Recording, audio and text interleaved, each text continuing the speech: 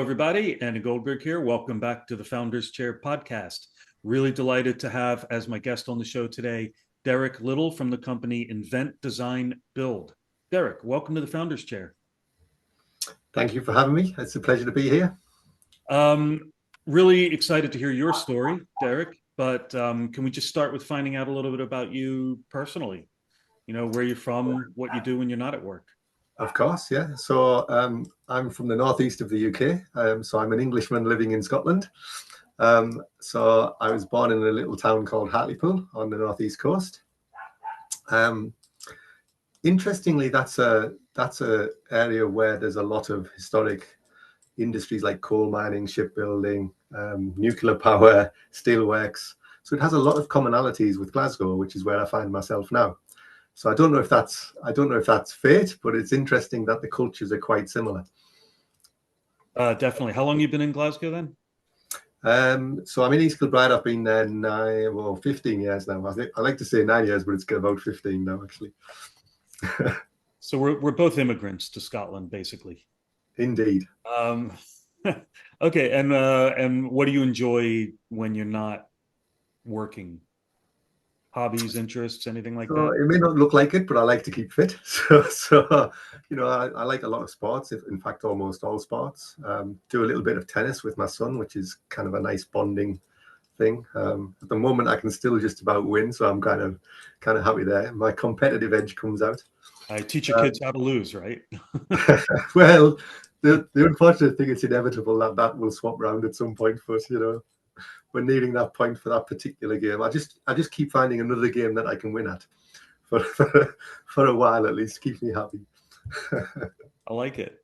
Tell us your story, Derek, about how the business came about in the first place. And this might have been a while ago, so think back. But I want to know kind of what your thought process was. What gave you the confidence to go into business for yourself? I think for me, it's kind of been a long journey. So I guess you could say I've had a traditional career. So I've probably spent about 8 years as an apprentice and learning kind of practical skills. Then I spent about 10 years as an engineer with more kind of technical work, embedded electronics, and moving into project management and stuff. And then I spent about 10 years managing small teams. And then the latter half was in large corporates managing global teams and things. So I've kind of gradually progressed through this, slowly progressed through this, if you like, linear career ladder, which is kind of, I guess, quite traditional, and acquired lots and lots of business skills through that. So academically, I've got a good engineering degree, but I've also got MBA, and I've done all of that part-time whilst working. So I've always kind of gradually taken small steps up a career ladder, and having done all of that and got to where I wanted to be, I found I didn't really want to be there.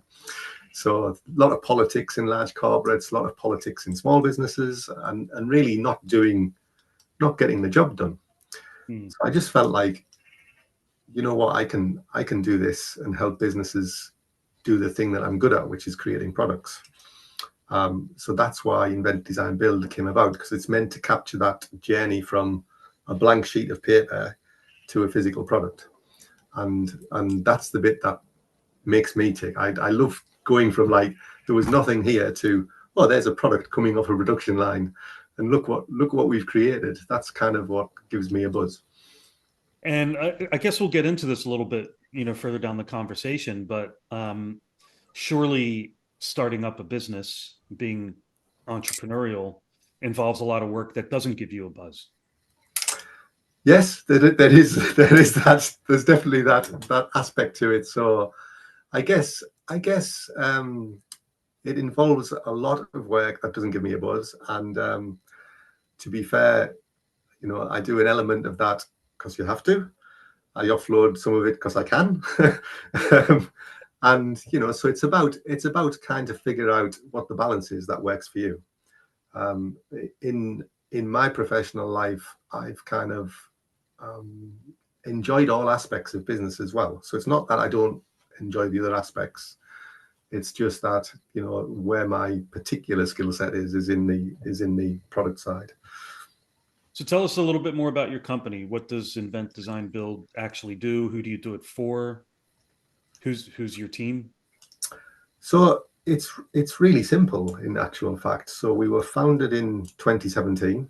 I left the SME that I was working for, and set up a consultancy myself to actually help people get their products to market effectively. So anybody who's designing a hardware product, and I used to say, and I still do say, really, if it's got lighting, sensors, and connectivity, then it's probably a good fit for me, because they're all areas that I have a strong experience in. And with simple rules of thumb like that, I was able to win some business and start to grow. And it's been a really steady, slow growth, really. So I went from one person to a couple of people to 3 or 4 people to 6 to 8 people, with another 6 to 8 people on contract. So at one point, I think there was up to 20 people engaged in development work at Invent Design Build. And what I realized then is that, actually, having done all of that, I was really busy fool. I was running around, doing lots of work for clients, but not really getting a good work-life balance for myself, if that makes sense. Yeah. So your life changes as the business grows, and It does, yes. and not necessarily in a good way. It depends on what you're looking for, but yes, and it's certainly in a busy way. As the business is growing, and in fact, scaling a business up is a huge challenge. So it's quite interesting, because when I started, I think my 5-year plan that I created with Business Gateway and kind of Scottish Enterprise and stuff was, I'm going to get to 10 people and £1 million. So. And it's interesting, because I think they see lots of consultants that say they can achieve some growth and employ some people. And I think they've seen a lot not do it. And I think they take it with a pinch of salt. So they don't believe you if you tell them that you're going to grow a service business and you're going to employ some, high level technical people.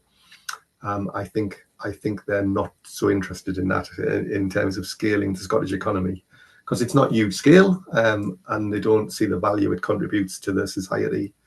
So I think that's disappointing for me, because there's a lot of people out there that they could support with smaller ventures that ultimately does provide scale.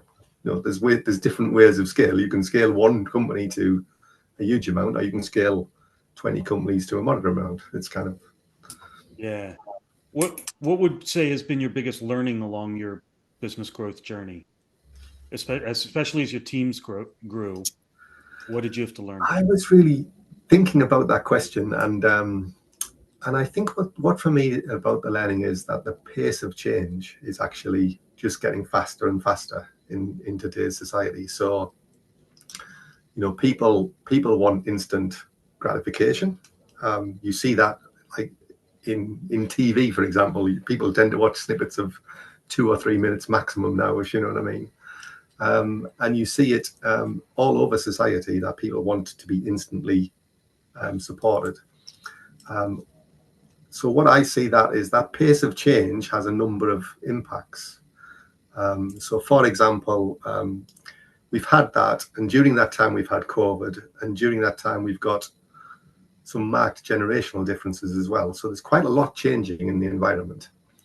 And I think the biggest learning for me is that change has always been a constant. It's the one thing that's constant in your life and your career. But I think what I'm realizing now is that the pace of change with AI and with all the other things that are happening is actually just accelerating to a point where it presents a whole new set of challenges. So the biggest challenge in product development is every customer thinks they can do it in less time than you tell them, with less cost than you tell them. I mean, if you talk to any product development consultancy, they'll tell you that the customer thinks they can do it in less time with less cost than you probably tell them and think it's going to take. And I think that's part of this pace. They're expecting, because they can get a development kit and get something working quickly, they think the job's done. which is not. That's the start of the journey. It's not the end of the journey. So it's kind of quite interesting how people's perceptions of things generate challenges. And then obviously with the generational differences, what I've learned is that you need, as a business owner, you need to recognize the changes that are happening, and then you need to adapt and figure out how you get the best from that environment with those people and build a team that's able to cope with the pace and the changes. Yeah, so it's like a combination of you've got to understand your customers, your market's expectations, manage their expectations, but also you need to now start meeting their expectations, right? So Yeah, as the pace of technology and everything grows, you can't just keep telling the customer, no, it doesn't work that way. At some point, you just need to work out how to get there faster. yeah, exactly. And then also you have to bring the team on that journey, because the counterbalance is the team saying, no, I can't do it that quickly. It's like there's too much to do. It's not, I haven't got time to learn, I haven't got time to grow, and I haven't got time to. So how are you going to give me time to develop as a person in this fast-paced environment? So it's kind of interesting that you've got this dichotomy of like the teams wanting time and space to learn and grow, especially if you have a young team, and equally the customers are wanting everything yesterday. You see what I mean? So you've got this kind of challenging environment, especially in, I think, service businesses, where there is an expectation that that there is an instant solution. I don't know if this question's kind of a repeat of the previous one, or whether you've got something else up your sleeve. But what would you say has been your biggest challenge during the years? You mentioned COVID. A lot of people give COVID as their answer. Yeah, no, I don't. I mean, we managed to get through COVID and continue to grow. So we've actually managed that organic growth I talked about year on year from like 2017 to 2025, and just gradually kind of grown the business. So I think COVID definitely had an impact, but I think we were fortunate that we had some businesses and opportunities through COVID that helped us. So we managed to make some products that effectively were trying to help with the COVID problem. So that for us, that was generating work. So I think the biggest challenge actually is people, if you see what I mean. So when it boils down to it, business is about people, and so the challenge is about making sure that you can develop your people within your organization to support your business. And I think developing the team to a point where, if you like, there's enough trust and support in the team for each other that you can be out of the business and it's not an issue is a challenge. That's not easy to do, I don't think. Yeah. And who helped you? Who inspired you or pushed you or mentored you? Like you've got your team to look after now. Who looked after you? I think that's interesting. I mean, I was fortunate, I think, that I had a number of people that inspired me and pushed me, if you like, along my career. So first of all, I worked in a hospital as an apprentice in the first part of my career, and I was pushed, thrown, encouraged. Somehow I ended up in medical electronics. I think because they couldn't find an electronics technician, and I'd been studying electronics at college, so the engineer decided I'll just put Derek into electronics. But that was the best thing that happened to me, because actually the two gentlemen who worked in medical electronics were staying behind after hours and working on test instruments, designing their own test instruments, creating patents and patenting the things that they came up with, in order to make some extra money, revenue. But mostly they did it because they enjoyed doing it. Actually, they stayed after work and worked on making these test instruments for medical devices. So what I'm talking about here is things like BP simulators, like a false arm where you can put a cuff on it, dial in 120/80 and 60 beats per minute, and it'll simulate your arm. So things like that they were making in if you like, the back of a shed in a hospital in Hartlepool. and they really inspired me to get into product development, I think. So there's like one key moment in my life. And I don't think you recognize them at the time. You only recognize them later, if you like, in your career, if that makes sense. Yeah. But then I left the hospital and moved to a development job in Leicester at a company called Druck, who make pressure instruments. And again, I was really fortunate because I worked for a privately owned company from two entrepreneurs who built it from nothing. By the time I joined it in the 90s, it was a 100 million turnover company. And it was fully integrated vertical manufacture. So they had all of the manufacturing processes from a clean room with sensors through to air data test sets that they sold to the US Navy. But the key thing is that the founding engineer, Mike Bertioli, would sit next to you in the lab and show you how he developed products and come up with ideas and ask you to help him out with bits of software. And so again, he was such an inspiration because, again, it was all about, if you like, his passion for solving problems. That was the key. And that's how he built his company. And if you look at a lot of tech businesses, it's the passion for solving the problem that actually drives the business. Yeah. Yeah, indeed. Being in business is about solving. Let me just shut the window 1 second. Yeah. On you go.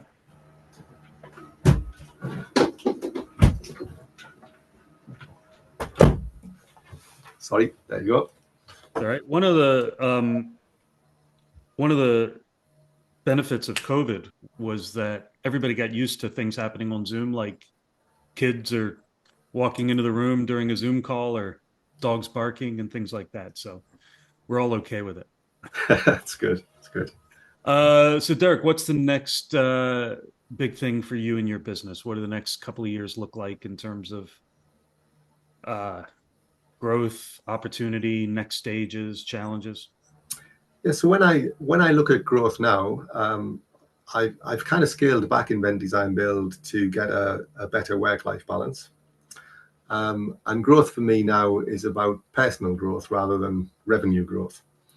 So really, I'm looking at how do I use my skill set to work on technologies and products that have a benefit to society. So really, I'm looking at the business opportunities to work with tech founders and SMEs and small and medium enterprises who are solving real world problems that will have some benefit to society. And that's really where I want to play in the future, and have been doing with Invent Design Build. So we've worked on a number of those types of projects with entrepreneurs right now, and that's what really I enjoy.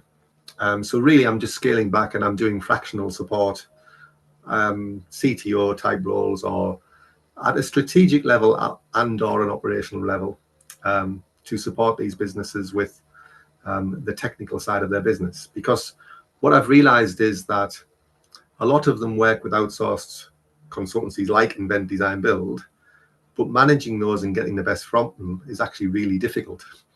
So having the expertise of having worked and been in one, but also having the expertise of having worked and been in manufacturing is a huge benefit to these startups when they're actually trying to engage and build those capabilities. And the final part of that puzzle is helping them build an internal team and an internal knowledge base that's sustainable for the future. Because at some point, they're going to grow to a point where they want to transfer that knowledge back into their business. So having that kind of outlook from the beginning, I think, is really important, so that you can identify people who can pick up the knowledge and pick up the baseline of the competencies that they need, so that eventually they're self-sustaining and they don't need necessarily, they can make the choice on whether they outsource or not. So Derek, just as we start to finish up, what final advice would you offer business owners or would-be business owners who are just starting out on their own or who are thinking about starting out on their own? Yeah, as I say, I think I would keep that really simple and give advice that I give to my children, which is really do something that you really enjoy and that you're passionate about. And if it's solving a problem for people, that will be beneficial, and I think you'll be successful.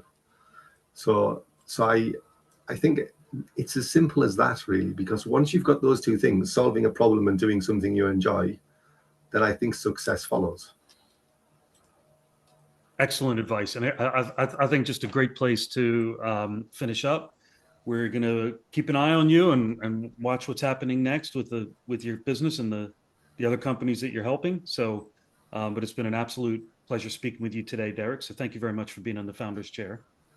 Thank you. Great to talk with you, Andy. And thanks to all of our listeners and viewers, as always, for tuning in. Keep an eye out for more interviews on the Founders Chair coming up soon. But once again, just want to say thanks very much to Derek Little from Invent Design Build.